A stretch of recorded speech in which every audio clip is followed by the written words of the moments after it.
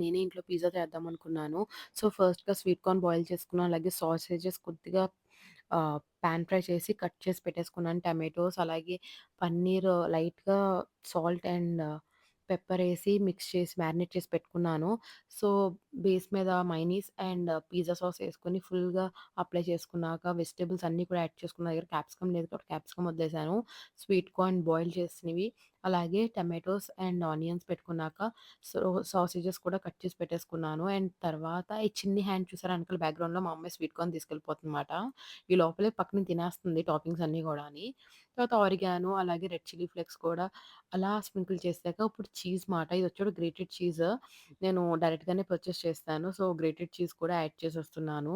Last time pizza base కూడా ఇంట్లో చేశాను. సక్సెస్ అయితే వీడియో పోస్ట్ చేద్దాం అనుకున్నాను. బట్ ఫెయిల్ అయిందన్నమాట. అందుకే ఈసారి బేస్ కొని ఇంక ఇంట్లోనే పిజ్జా చేశాను. పిజ్జా అయితే చాలా బా వచ్చింది.